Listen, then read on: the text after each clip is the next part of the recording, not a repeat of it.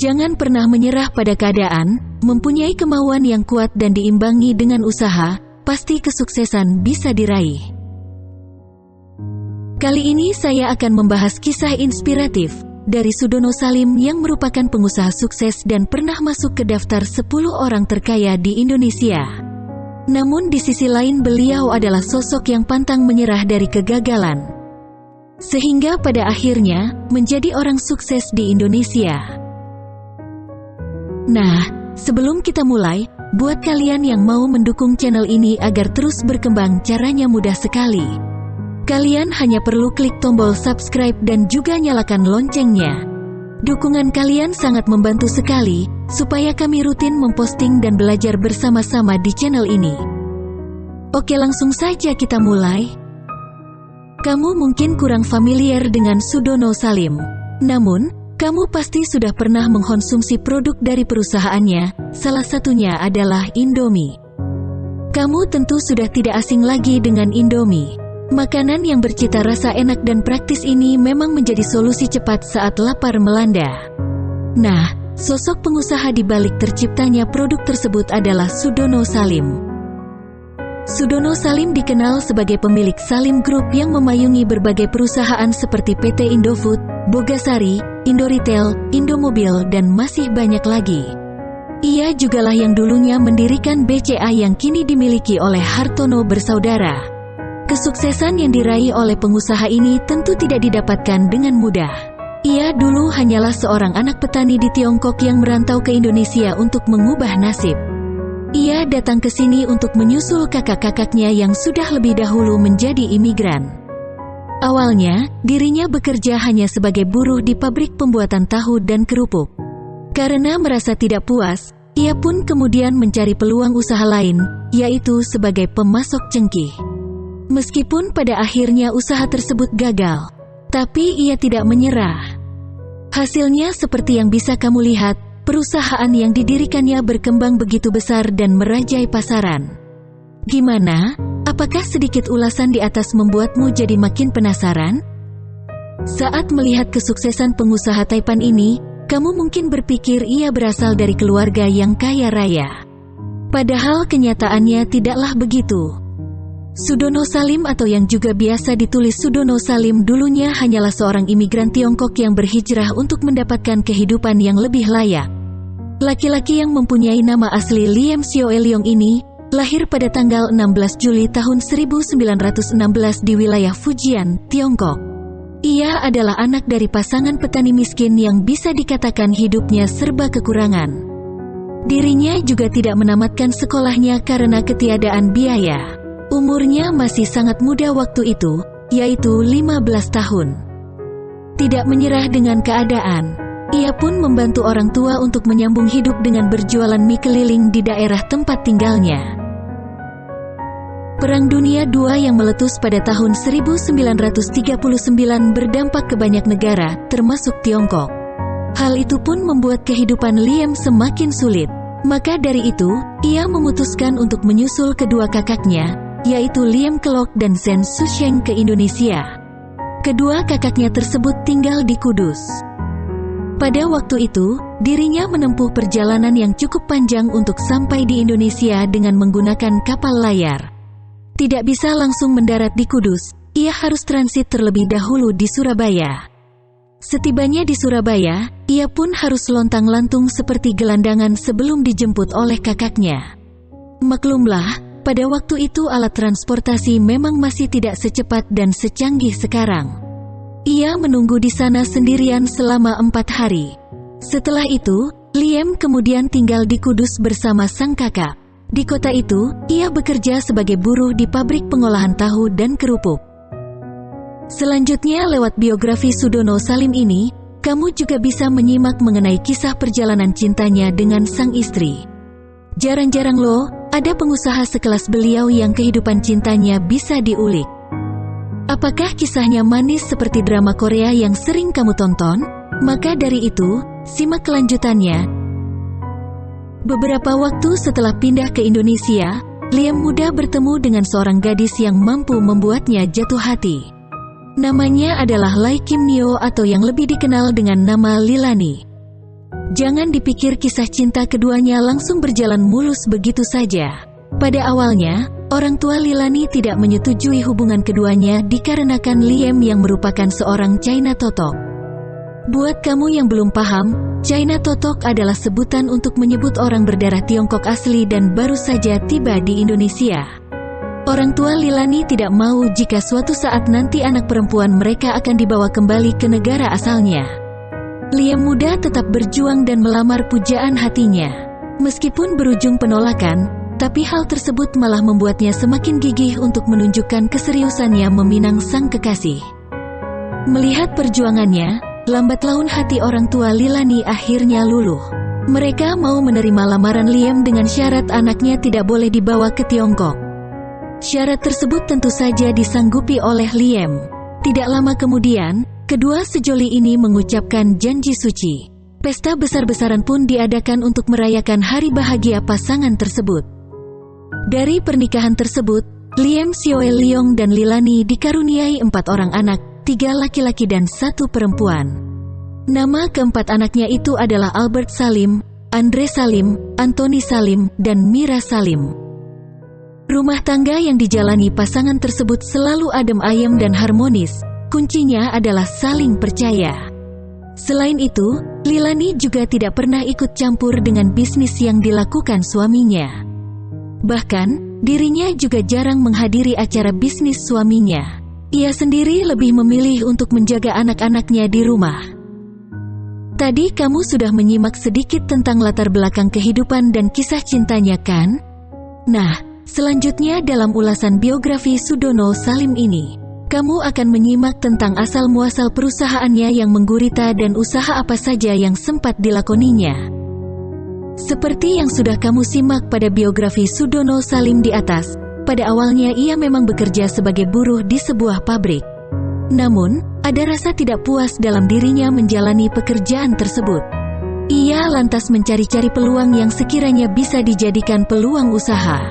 Akhirnya, pilihannya jatuh pada usaha pemasokan cengkih. Keputusan tersebut diambil berdasarkan pengamatannya kalau di Kudus begitu banyak pabrik rokok, tapi pasokan cengkih masih minim.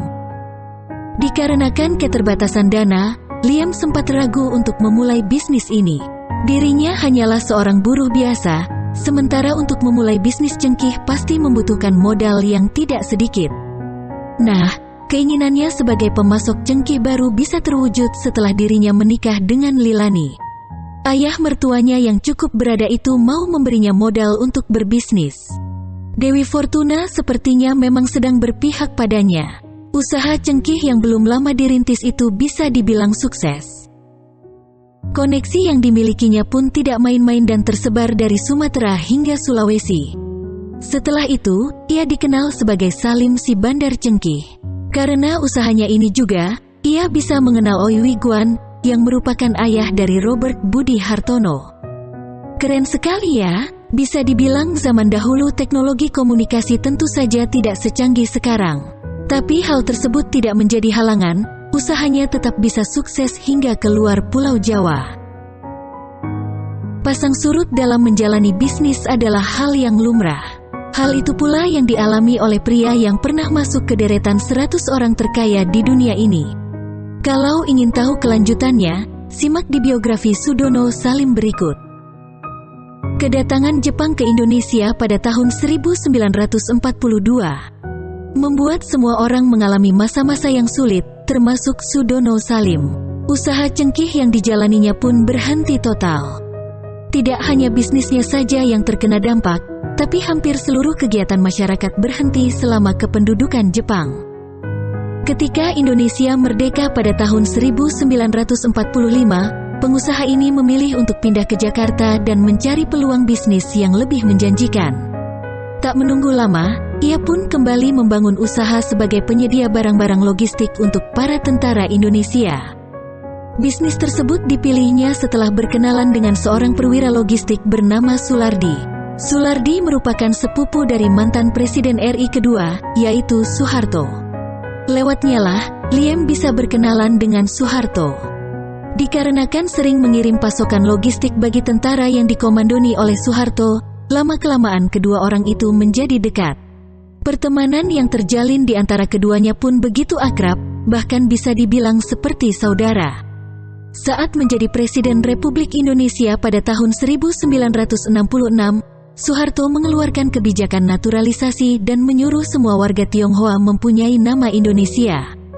Termasuk juga Liem Sioe Liong yang berganti nama menjadi Sudono Salim. Bukan sembarangan, nama tersebut ternyata dipilihkan langsung oleh Soeharto. Kata Su dalam bahasa Jawa berarti baik dan Dono berarti dana. Namanya cukup berkesan mengingat Liem memang dikenal ahli dalam menghasilkan uang. Dari kedekatan itu pula, Liem dilibatkan dan mendapatkan proyek-proyek besar pemerintahan. Salah satunya adalah proyek impor beras Bulog sebanyak 35.000 ton.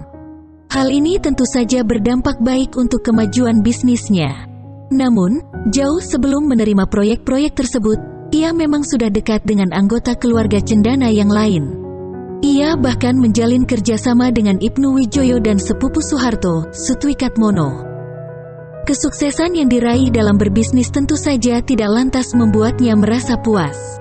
Ia malah semakin mengembangkan usaha lagi di berbagai bidang. Kira-kira apa saja usaha apa saja yang dilakoninya sehingga bisa mengokohkan gurita bisnisnya? Jawabannya bisa kamu simak di biografi Sudono Salim ini.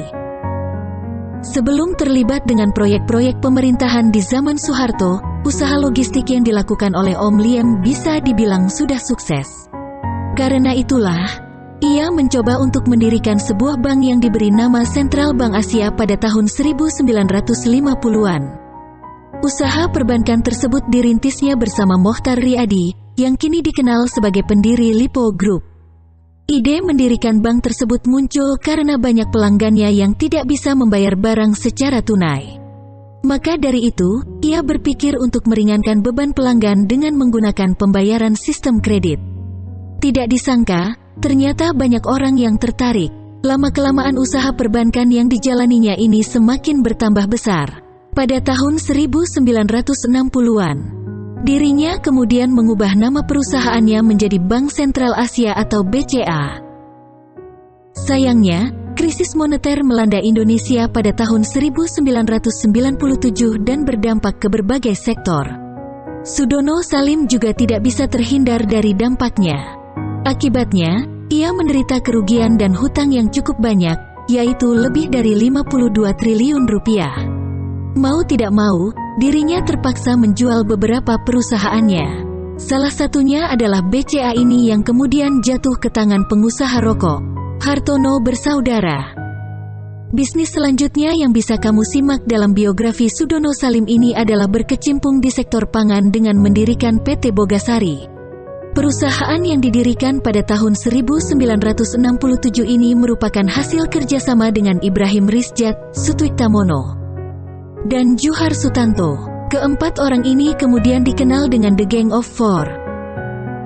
Hal yang melatari berdirinya perusahaan ini sebenarnya cukup sederhana, yaitu ketergantungan masyarakat Indonesia terhadap nasi dan tepung gandum. Pada mulanya, perusahaan ini berdiri dengan hanya bermodalkan 100 juta rupiah. Tak berapa lama kemudian, ia pun mendapatkan izin dari Bulog untuk membangun pabrik di wilayah barat Indonesia. Tak hanya itu, Bogasari juga mendapatkan dana kredit sebanyak 2,8 miliar untuk membesarkan usaha tepung gandum ini. Keuntungan yang didapatkan perusahaan tentu saja tidak sedikit. Apalagi, produk-produk milik Bogasari bisa dengan singkat menguasai pasaran. Uang pun semakin deras mengalir ke pundi-pundi milik Om Liem. Setelah semakin berjaya, kakek dari Axton Salim ini kemudian mendirikan PT Indofood pada tahun 1990. Perusahaan ini kemudian meluncurkan produk olahan tepung terigu berupa mie instan yang diberi merek Indomie. Ketika beredar di pasaran, dulu varian Indomie hanya dua saja, yaitu sari, udang, dan ayam. Karena permintaan pasar pula, perusahaan ini terus berinovasi untuk menciptakan varian rasa-rasa baru yang siap memanjakan lidah. Mempunyai harga yang murah dan rasa yang enak tentu membuat masyarakat susah berpaling. Apalagi untuk anak kos atau yang sedang malas masak, produk ini menjadi solusi yang praktis untuk menghilangkan rasa lapar. Kelezatan Indomie nampaknya tidak hanya bisa dinikmati di Indonesia saja, tapi juga sudah merambah ke berbagai negara. Bahkan, produk ini menjadi makanan favorit di Nigeria. Nah, di tahun 2017, Top 10 Global Brand versi Brand Footprint Kantar World Panel merilis daftar produk yang digemari di seluruh dunia. Hebatnya, Indomie menjadi satu-satunya produk Indonesia yang masuk. Selain Indomie, perusahaan ini juga mengeluarkan berbagai produk olahan makanan dan minuman ringan. Selain beberapa bisnis yang sudah kamu baca di atas, nyatanya masih banyak lagi usaha-usaha yang dikembangkannya. Untuk informasi selengkapnya simak terus di biografi Sudono Salim ini. Sebelum mengembangkan Bogasari yang kini berada di bawah naungan PT Indofood sukses makmur, Sudono Salim ternyata sudah melebarkan bisnisnya ke banyak sektor. Salah satunya adalah membangun perusahaan retail otomotif yang bernama Indomobil pada tahun 1967. Beberapa waktu kemudian, tepatnya tahun 1985, ia pun mendirikan Indosemen. Perusahaan ini sebenarnya merupakan hasil gabungan dari 6 perusahaan semen kecil. Pada awalnya, Indosemen berjalan dengan baik. Namun, karena terlilit hutang akibat krisis moneter, Indosemen mengalami nasib yang sama dengan BCA, yaitu dijual. Tidak hanya bergelut di bidang logistik, Om Liem mengembangkan usahanya ke dunia hiburan dengan mendirikan saluran TV Indosiar pada tahun 1995. Saat diluncurkan, saluran TV ini lebih menayangkan acara-acara kebudayaan seperti pertunjukan wayang. Lambat laun, tayangannya pun mengalami inovasi sesuai kebutuhan penonton. Sayang, perusahaan tersebut hanya bertahan hampir 1 dekade saja di bawah payung Salim Group. Pada tahun 2004, saluran TV yang berslogan "Memang Untuk Anda" ini dijual dan diambil alih oleh Surya Citra Media. Om Liem juga mengambil peluang di bidang retail dengan mendirikan PT Indomarko. Pada tahun 1988, perusahaan tersebut hanya membuka toko di Ancol, Jakarta. Lama-kelamaan karena melihat bisnis tersebut sangat menjanjikan, ia kemudian mengembangkan bisnis waralaba Indomaret pada tahun 1997. Nah, hasilnya sendiri seperti yang kamu lihat bahwa gerai Indomaret sudah tersebar di berbagai kota di Indonesia. Bukan hanya di kota-kota besar, tapi di kota kecil pun mudah ditemukan. Hingga tahun 2019, jumlah gerai milik PT Indomarko ini sudah mencapai hampir 17.000 gerai. Keren banget kan? Bisa nggak kamu membayangkan berapa keuntungan yang diperoleh Salim Group dari bisnisnya ini? Pada tahun 1992, pria yang pernah terdaftar sebagai 10 orang terkaya di Indonesia ini menyerahkan semua tumpu kekuasaan Salim Group kepada anak lelakinya Antoni Salim dan sang menantu Franciscus Welirang. Hal itu dikarenakan usianya sudah tidak muda lagi, yaitu 76 tahun. Ia ingin menjalani masa tuanya dengan lebih santai. Beberapa tahun kemudian, tepatnya tahun 1998, ketenangannya itu terusik dengan adanya reformasi. Peristiwa lengsernya Soeharto dari kursi presiden pun berimbas padanya. Isu etnis yang memanas dan kedekatannya dengan Soeharto membuat tempat tinggalnya dijarah oleh masa reformasi. Rumahnya tidak hanya dirusak, tapi foto-foto dan lukisan milik dirinya dan keluarga pun dibakar. Kejadian tersebut tentu saja menimbulkan trauma yang mendalam. Demi ketenteraman hidup, ia dan sang istri kemudian memutuskan untuk pindah ke Singapura. Walau begitu, ia tetap sesekali datang ke Indonesia. Selama hampir 15 tahun, Om Liem menikmati masa tuanya di Singapura. Pada tanggal 10 Juni tahun 2012, ia menghembuskan nafas terakhirnya dalam usia 96 tahun. Awalnya banyak orang yang mengira kalau ia akan dimakamkan di negara yang melambungkan namanya, Indonesia. Namun, ternyata keluarga sepakat untuk memakamkannya di Singapura. Kepergian Sudono Salim tentu saja meninggalkan duka yang mendalam bagi banyak orang, terutama Lilani. Istrinya itu merasa begitu sedih dan kehilangan. Beberapa tahun kemudian, tepatnya tanggal 4 Maret tahun 2016, sang istri menyusulnya dan dimakamkan berdampingan dengan sang suami. Pelajaran yang bisa diambil setelah membaca biografi Sudono Salim adalah: Ada banyak sekali pelajaran yang bisa kamu petik lewat kisah hidup Sudono Salim. Salah satunya adalah untuk tidak pernah menyerah pada keadaan. Berasal dari lingkungan yang buruk bukan berarti kamu tidak bisa sukses. Yang terpenting kamu mempunyai kemauan kuat dan diimbangi dengan usaha, pasti kesuksesan bisa diraih. Selain itu, kamu pun bisa belajar untuk tidak hanya berkutat di zona nyaman saja. Seperti Sudono Salim yang mau mengambil risiko untuk mengembangkan usahanya. Kamu juga bisa melakukannya. Kalaupun nanti gagal, kamu pasti bisa memulainya lagi kan? Jangan menyerah ya. Silahkan komen di kolom komentar, pelajaran apa yang kalian petik dari video ini. Dan apabila ada kisah yang kalian ingin kami bahaskan, silahkan komen ya.